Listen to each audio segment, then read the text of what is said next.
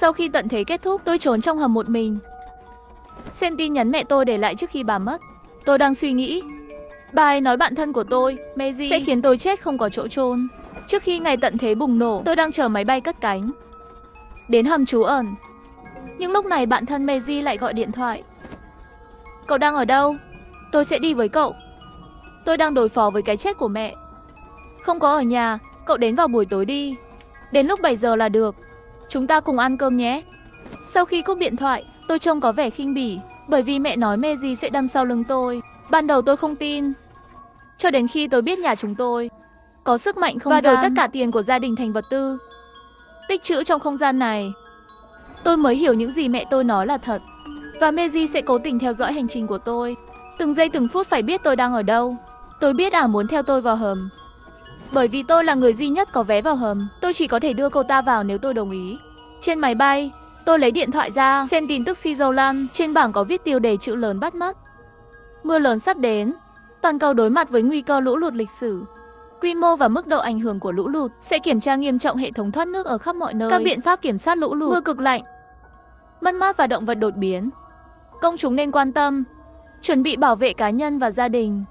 Tôi không nói nên lời. Những nội dung này hơi phóng đại. Lúc đầu tôi không tin. Nhưng hãy nghĩ về nó. Tôi có cả một kho thức ăn, không gian thức ăn. Hơn nữa gia đình chúng tôi còn lưu truyền lời tiên tri ngày tận thế. Họ đã cố gắng trong nhiều thế hệ, chuẩn bị cho khoảnh khắc này, để con cháu chúng tôi có thể sống sót. Đó là tôi. Để tôi có thể sống 20 năm sống sót sau ngày tận thế. Khi tôi đến hầm, cuộc sống bên ngoài. Sắp mưa to rồi. Người xây dựng hầm ngầm Mao Bất Phàm kiêu ngạo nhìn tôi. Yên tâm, Nguyệt tiểu thư, cái hầm này rất chắc chắn. Nó có thể chống lại 3.000 mét lãnh thổ. Lũ lụt tới 500 giờ. Hiện tại những ý nghĩa nhỏ nhặt này đều không thành vấn đề. Tất nhiên rồi, sự mạnh mẽ của Hoàng Bảo còn hơn thế nữa. Tôi hài lòng gật đầu và để anh ấy dẫn tôi đến nơi trú ẩn thuộc về tôi. Vì Mao Bất Phàm đưa tôi đi thang máy lên tầng 5 dưới lòng đất. Gia đình anh ta là nhà đầu tư lớn nhất. Đây cũng là khách hàng đầu tiên mua vé, cho nên có quyền ưu tiên lựa chọn. Sau đó Mao Bất Phàm đưa chìa khóa cho tôi. Tôi mỉm cười. Bây giờ ngoại trừ anh, có khách nào khác không? Hiện tại không có ai khác sẽ đến vào ngày hôm sau. Họ cũng đến kiểm tra sớm. Tôi nhìn anh ta không nói gì, chỉ là lấy súng ra khỏi không gian. Đối với hắn gắn đạn súng. Trong lời tiên tri ngày tận thế, tham vọng của Mao Bất Phàm sau khi thế giới sắp kết thúc. Tưởng tượng thống trị đế bảo. Bây giờ tôi không xử lý anh ta kịp thời, là chôn mình cho chính mình. Sau đó tôi đi đến phòng điều khiển. Vừa vào là nhìn thấy màn hình giám sát. Bên ngoài đã là buổi tối rồi, mưa vẫn chưa ngừng. Adi, người gọi của Meiji, nhấp nháy không ngừng. Tôi không có thời gian để nói chuyện với cô ta. Điều quan trọng nhất bây giờ là khóa cửa bên ngoài. Rồi, đặt tất cả thông tin có thể xác minh vào bảo hiểm địa phương. Tất cả đều xóa sạch. Tôi phải đảm bảo 20 năm tới. Trong khu đất rộng lớn này, chỉ có mình tôi tồn tại. Sau khi làm xong mọi thứ tôi mới thường thở phào nhẹ nhõm. Nghĩ thế này, có phải sẽ không xảy ra trong lời tiên tri không? Những bất hạnh tôi gặp phải. Thông tin của Meiji tràn vào như thủy triều. Những đoạn giọng nói lớn, từng đoạn một. Sao tôi không mở cửa? Cậu tắt đèn thì nghĩ là không có ở nhà phải không? Nguyệt Nguyệt, em không sao chứ? Đừng nghĩ không làm chuyện ngu ngốc. Sau đó Tài Sản lại gọi điện thoại. Tôi không đón Nguyệt Nguyệt.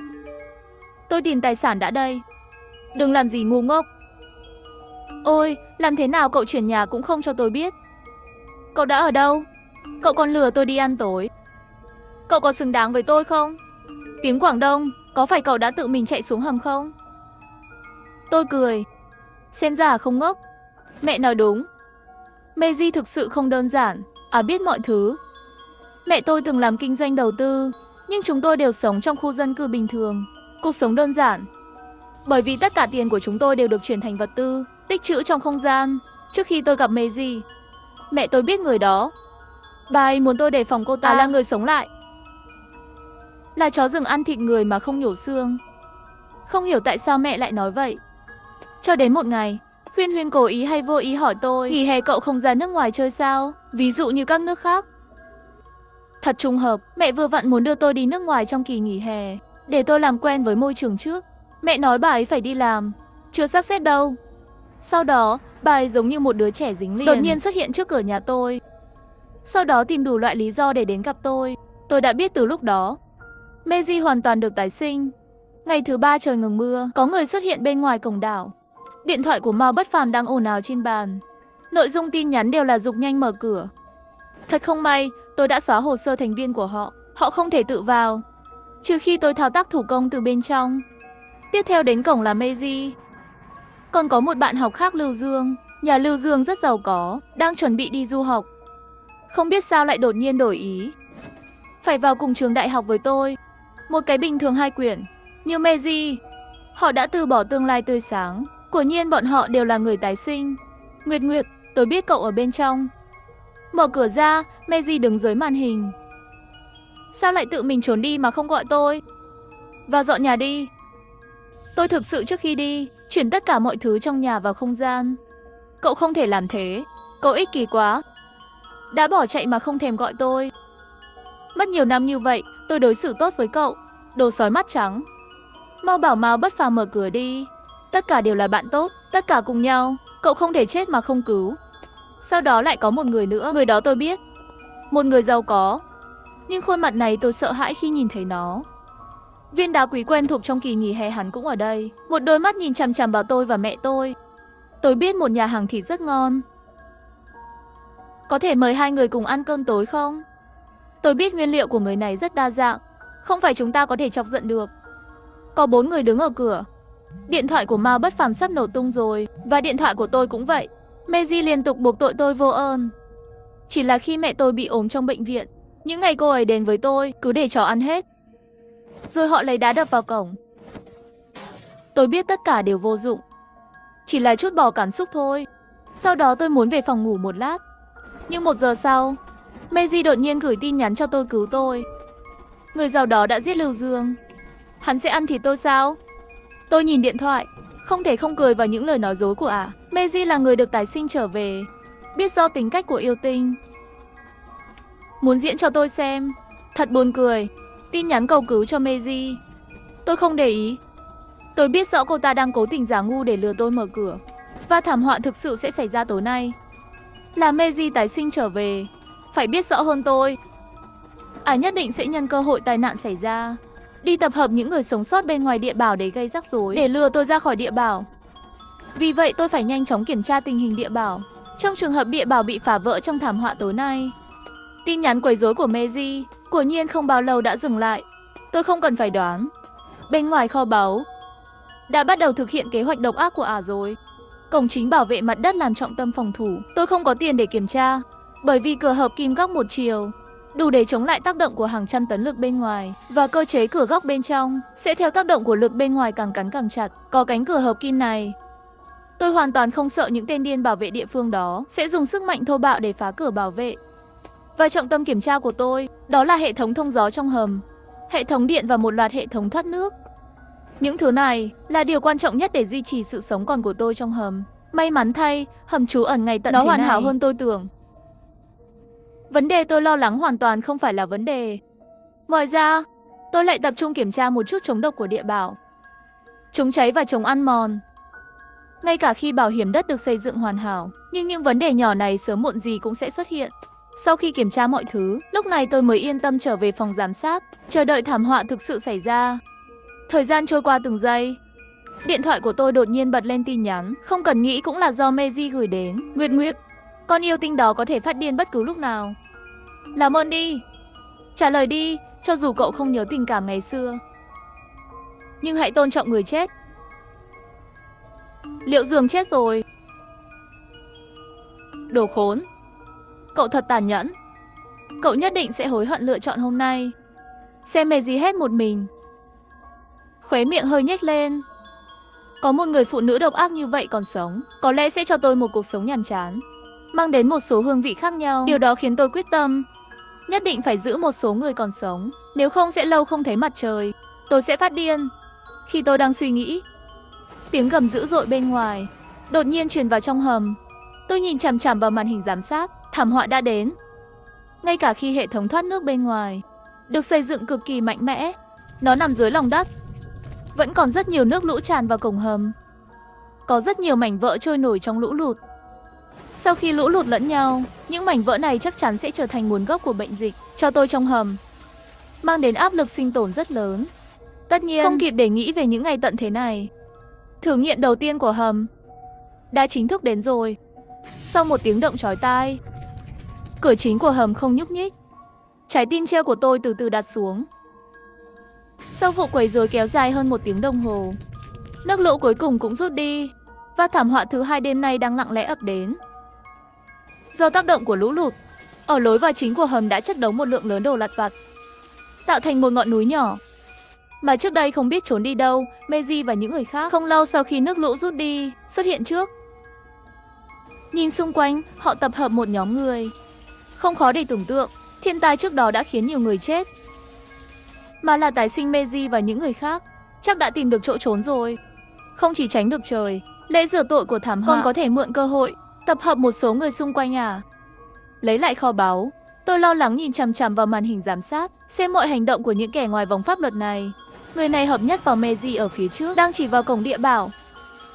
Vì thiết bị giám sát không có chức năng âm thanh, tôi không rõ Meiji đã nói gì.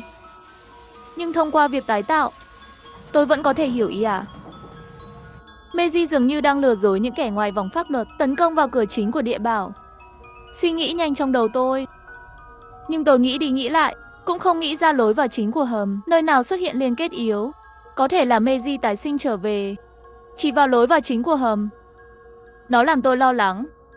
Có điểm yếu nào mà tôi không nhận ra không? Nhưng lúc này, đám người kia đột nhiên làm sợ, không biết đã làm gì. Chỉ có Meiji ở lại. Đang nhìn thẳng vào camera giám sát. Lúc này quả thực như một con dã thú đói khát. Nhìn lưng tôi lạnh. May mà theo lời cảnh báo của mẹ, tôi vào pháo đài sớm và cô lập Meiji bên ngoài.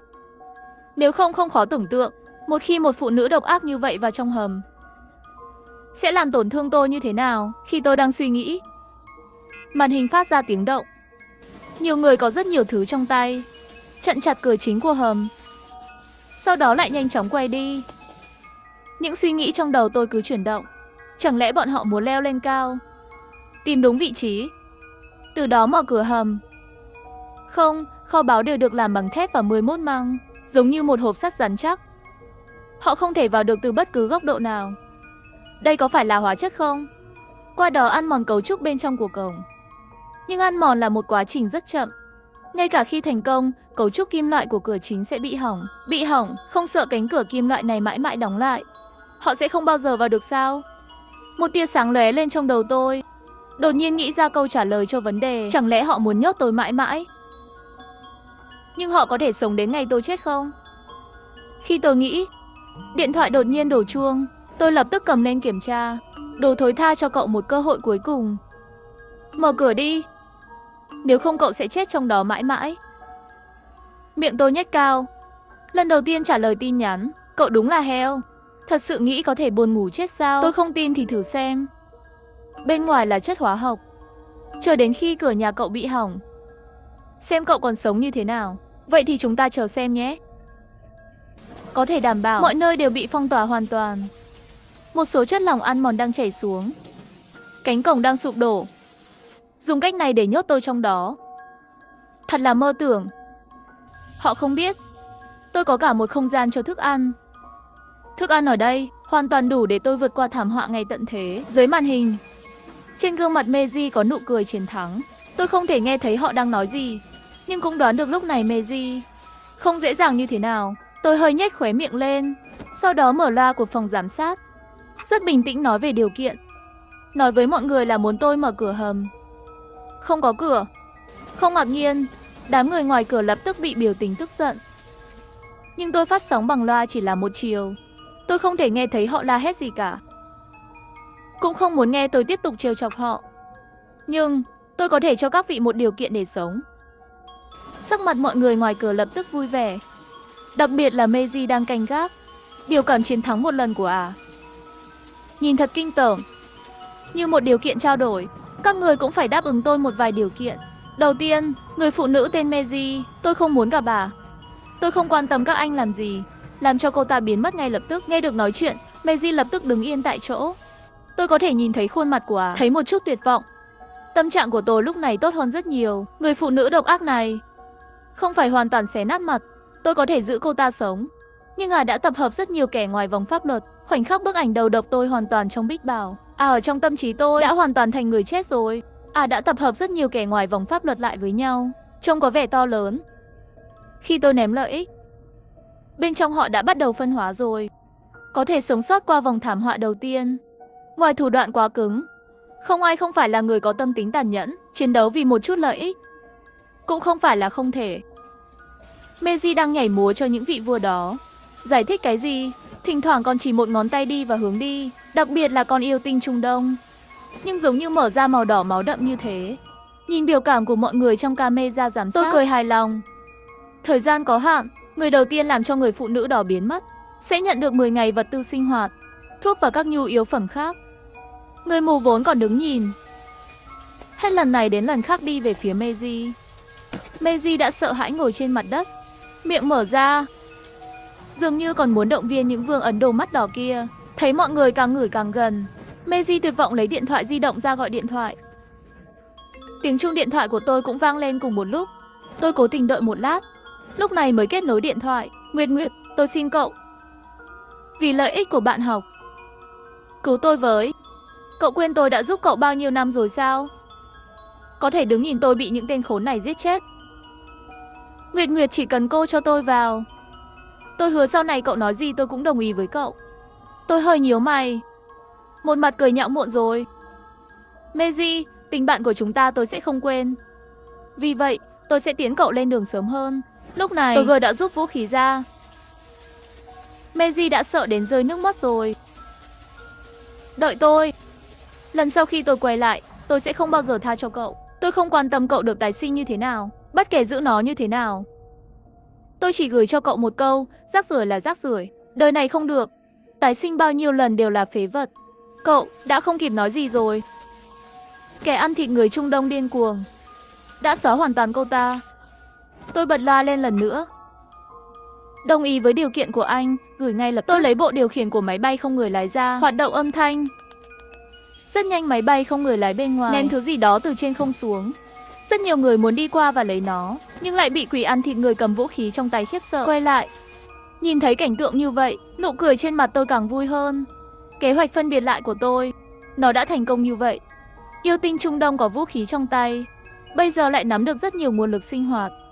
Trong mắt người khác, hắn là một con dê to béo sao? Chỉ là con cừu to béo này có một con cừu sắc nhọn, nhưng nó không phải là vấn đề. Miễn là lợi ích cho đủ. Những kẻ ngoài vòng pháp luật mất nhân tính này, chắc chắn sẽ có người chạy trốn. Đúng như tôi mong đợi, những người đàn ông tuyệt vọng, mặc dù được ghi lại trong sự tàn ác của yêu tinh ở Trung Đông, nhưng không xa lắm. Tôi sẽ nhân cơ hội này để dập lửa một lần nữa. Các người rất muốn biết vật tư đổi lấy là cái gì. Ngoài những thực phẩm cần thiết, nước và thuốc men và thiết bị liên lạc, và một khẩu súng đầy đạn. Bên ngoài nhiều tên cướp trước tiên sửng sốt một chút, sau đó liền lần lượt nhào vào những ngày trước mắt. Bất kể yêu tinh Trung Đông, cách sử dụng vũ khí trong tay, mọi người cũng không có chút nào lùi bước. Hắn rất nhanh liền bị mọi người quật ngã. Hình ảnh tiếp theo tôi có chút không nỡ nhìn thẳng. Tôi nhắm mắt lại, chờ đợi cuộc chiến trước mắt kết thúc. Kết quả cuối cùng là một người béo trở thành người chiến thắng cuối cùng. Trong tay hắn cầm khẩu súng đã nạp đạn. Đám đông nóng bỏng tại chỗ. Kết quả của cuộc chiến này, tôi vẫn rất hài lòng. Trong lòng cũng không muốn bọn họ tiếp tục tranh đấu. Sau 20 năm tiếp theo, tôi không muốn ở một mình trong pháo đài. Còn sống không chỉ có thể giúp tôi kiểm tra tình hình bên ngoài, cũng có thể dành thời gian nói chuyện với họ, không đến mức để bản thân nói chuyện, khả năng hoàn toàn suy thoái. Vì vậy, tôi bật loa một lần nữa. Vòng giao dịch đầu tiên đã kết thúc, vòng giao dịch thứ hai chính thức mở. Nghe nói còn có vòng giao dịch thứ hai, những người sống sót không lấy được lập tức phấn khích. Dọn sạch chất ăn mòn ở cửa địa bảo. Tôi phân phối vật tư giao dịch theo số lượng. Các đệ tử còn sống sót của vua đều gặp mặt nhau trong một thời gian. Họ dành rất nhiều thời gian. Chất ăn mòn vừa được đưa ra, sắp chuyển đi rồi. Và cơ thể của họ không tiện để tập thể dục cường độ cao. Người đàn ông to béo có động tác đầu tiên. Hắn cầm súng, vẽ bút tròn trên cổng kim lại. Những người khác cũng chỉ có thể cắn răng đi chuyển đồ. Nhìn mọi thứ trước mắt tôi rất hài lòng. Kế hoạch phân biệt có thành công không? Ngoài ra còn có thêm một vài lực lượng lao động tốt. Nhưng tôi biết những lao động tốt này và không thể duy trì kiểm soát quá lâu. Tôi đã lên kế hoạch rồi. Trước khi những kẻ ngoài vòng pháp luật này mất kiểm soát, phải ép mạnh giá trị sử dụng của chúng. Thực ra kết quả này tôi rất hài lòng. Tôi không muốn tất cả họ chết. Chú ý ít nhất 2 người sống sót, giúp tôi đi điều tra tình hình bên ngoài, và tôi chỉ cần cho họ một chút lợi ích. Tôi có thể khiến họ làm mọi thứ cho tôi. Tôi định để họ tìm hết sức. Thông tin khách hàng đủ điều kiện để vào hầm, bởi vì trong hầm có rất nhiều nhà kho độc lập. Họ đã chuẩn bị tất cả các loại vật tư từ rất sớm, tích trữ trong nhà kho của Bung. Những nhà kho độc lập này, chỉ những khách hàng độc quyền, thông qua thuốc tiết mới có thể mở được. Mặc dù vật tư mẹ tôi để lại cho tôi, đủ để tôi sống trong hầm hơn 20 năm. Nhưng bây giờ là thời kỳ hỗn loạn, ai lại chê hàng hóa tích trữ nhiều. Không có gì sai khi sống thêm vài năm nữa, và trong số những người đã chết trước đó, tình cờ là kẻ ăn thịt người Trung Đông đó. Ba là khách hàng của danh sách đầu tiên. Tôi bật loa lên, phát sóng cho các bạn một nhiệm vụ mới. Giúp tôi tìm một cái chìa khóa, người tìm được có thể thưởng nửa tháng vật tư. Theo yêu cầu của tôi, các vị vua còn sống cố gắng hết sức để tìm kiếm di tích của những giáo viên và học sinh. Với những nỗ lực không mệt mỏi của họ, thật sự tìm thấy một cái nhà kho. Trông rất thô. Mặc dù công nghệ của hầm này rất cao, nhưng nước cũng không đảm bảo. Trong một thời gian dài tập luyện khép kín, các cơ sở công nghệ cao trong hầm này vẫn có thể sử dụng bình thường. Nghĩ đến đây, tôi cảm thấy nhà kho được thiết kế để hiển thị một chút phương pháp mở khóa cơ học cấp thấp. Điều đó quá bình thường. Người đàn ông béo với gỗ đang vui vẻ chia tay với Kameza. Hình như trúng thưởng rồi. Các vị vua khác mệnh đồ từng cái một sắc mặt có thể chán. Nhìn vào tay, người đàn ông béo cầm súng từng bước phát triển. Các vị vua bị áp bức. Đừng nói là khó chịu thế nào. Tất nhiên, đó không phải là điều tôi nên nghĩ đến. Đầu tiên là lấy thiết bị điều khiển của máy bay không người lái ra, sau đó lại mở loa. Tốt, đặt cái chìa khóa đó lên máy bay không người lái ngoài kia. Tôi sẽ cho các người phần thưởng tương ứng. Máy bay không người lái bên ngoài từ từ hướng về phía người đàn ông béo cầm súng. Nhìn máy bay không người lái hơi do dự. Tôi biết chính xác hắn đang do dự điều gì. Người béo muốn ngồi xuống đất để bắt đầu giá. Đừng cố mắc cả. Chìa khóa đó không có tác dụng gì với các người. Nếu không trân trọng cơ hội này, tôi không ngại thay đổi giao dịch cá nhân. Sự thật cũng đúng như tôi mong đợi. Sau khi những người sống sót khác nghe chương trình phát sóng của tôi, từng cái một đều sẵn sàng đi. Nhìn chăm chăm vào người đàn ông béo cầm súng, bàn tử rất cảnh giác lùi lại vài bước, rồi giơ súng lên, nhắm vào những kẻ độc hại, những kẻ ngoài vòng pháp luật muốn thử trước đây. Lưới lập tức rơi xuống. Sau đó bàn tử nhìn chìa khóa trên tay nửa ngày, cuối cùng cắn răng và đặt chìa khóa trên máy bay không người lái. Mọi người nhìn máy bay không người lái chậm rãi cất cánh, từng cái một trong ánh mắt tràn đầy mất mát. Lúc này tên béo lại đột nhiên giơ súng lên, thiết kế điên cuồng cho bữa ăn, muốn phá hủy máy bay không người lái. Khi chiếc chìa khóa đó hoàn toàn rơi vào tay hắn, họ biết, nhận được chìa khóa này, nó có đủ tư cách để bạn và tôi thương lượng, có cơ hội nhận được nhiều lợi ích hơn. Tôi nhìn cảnh này trước mắt, ngay lập tức tăng lên, phá hủy thiết bị vận chuyển. Anh sẽ không còn nhận được phần thưởng vật chất nữa. Đây là máy bay không người lái duy nhất của Địa Bảo. Ngoài ra, chắc chắn như vậy, Địa Bảo không có vũ khí chống lại tấn công bên ngoài sao? Sau khi nghe thấy sợ hãi bỏ súng xuống, dưới sự kiểm soát của tôi, máy bay không người lái cất cánh nhanh, cho đến khi bay đến nơi an toàn. Tôi thở phào nhẹ nhõm. Đúng là có một số hệ thống vũ khí, nhưng đó là phương sách cuối cùng để tự bảo quản, cho nên trước đây tôi đã làm nổ tung chúng. May mắn thay, những người sống sót không rõ về cấu trúc của Địa Bảo. Họ chỉ biết rằng nó đủ nguy hiểm. Đây mới là nỗi sợ của họ, lý do từ bỏ tranh giành bí mật. Sau đó tôi làm theo lời hứa, đã tặng một số phần thưởng vật chất, một trong số chúng vẫn còn đầy súng lục. Về phần thưởng này cuối cùng ai nhận được, tôi không quan tâm nữa. Thay đổi đột ngột trước đó, nó khiến tôi mất kiên nhẫn với họ. Tôi có viên thuốc đó, đi thẳng đến khu vực nhà kho độc quyền của bạo chúa địa phương Trung Đông. Trong quá trình đó, tôi mơ hồ nghe thấy vài tiếng súng, sau đó hoàn toàn im lặng. Theo số trên thuốc bí mật, tôi tìm được rồi. Nhà kho độc quyền của yêu tinh Trung Đông. Khi tôi mở cửa nhà kho, tôi hoàn toàn chết lặng. Người khác để vượt qua ngày tận thế, tất cả đều là tích trữ rất nhiều vật tư sống. Cái này Trung Đông yêu tinh đạo tốt. Hắn tích trữ hóa ra là các loại vũ khí, thậm chí còn có một chiếc xe bọc thép hạng nặng. Có vẻ như vậy, kẻ điên này đã lên kế hoạch từ lâu rồi. Ngay khi hắn vào trong hầm, ngay lập tức dựa vào vũ lực để kiểm soát toàn bộ các hầm khác, khách hàng đều sẽ trở thành cái bóc của hắn. Đối tượng của nhiên là một kẻ điên. Không có gì lạ khi Meiji trước đó, khi nhìn thấy yêu tinh Trung Đông, sẽ hoảng sợ như vậy. Rõ ràng, trải nghiệm kiếp trước không phải là tuyệt vời. Tôi đi dạo một vòng trong nhà kho lớn, không tìm thấy vật tư sống mà bạn muốn. Khoảnh khắc khiến tôi cảm thấy không nói nên lời. Bây giờ tôi là người duy nhất trong hầm này. Cho tôi nhiều vũ khí như vậy có ích gì? Chẳng lẽ là chê tôi chết không đủ nhanh sao? Với sự thất vọng, tôi quay lại phòng giám sát. và tìm thấy những kẻ sống sót. Trong những tranh chấp trước đây, tất cả đều rơi vào máu. Đối với kết cục lần này tôi là một vạn hối hận. Trước khi hối hận không nên bị cảm xúc chi phối. Điều này dẫn đến 20 năm tiếp theo của tôi chỉ có thể sống một mình trong lâu đài. Và cái hầm vững chắc này cũng giống như hoàn toàn quên lãng thế nhân. Kể từ đó, bên ngoài cổng hầm không còn người ngoài nữa. Trong cuộc sống cô đơn lâu dài, tôi thậm chí đã từng nghi ngờ trận lụt tương đương với ngày tận thế có phải đã hủy diệt tất cả loài người trên thế giới. Chỉ còn lại tôi là người sống sót, sống một mình dưới lòng đất. Vậy ý nghĩa của việc tôi sống một mình là gì? Thời gian trôi qua từng ngày, cô đơn tuyệt vọng đã tra tấn tinh thần yếu ớt của tôi đến giới hạn. Tôi từng nghi ngờ mình bị điên. Cơ sở dưới lòng đất tuy còn khá đầy đủ, nhưng tôi không còn năng lượng để bảo trì nữa. Sự tra tấn tinh thần của họ ngày này qua ngày khác làm tôi không còn hy vọng sống. Nhìn thấy hệ thống hoạt động của bong đèn ke đang gặp nguy hiểm khi sắp sụp đổ hoàn toàn. Một ánh sáng bên ngoài hầm đột nhiên chiếu vào. Tôi khóc vì sung sướng, tôi rất muốn hét to, nhưng tôi đã mất khả năng ngôn ngữ. Chỉ có thể giơ tay bày tỏ ở đây còn có tôi còn sống.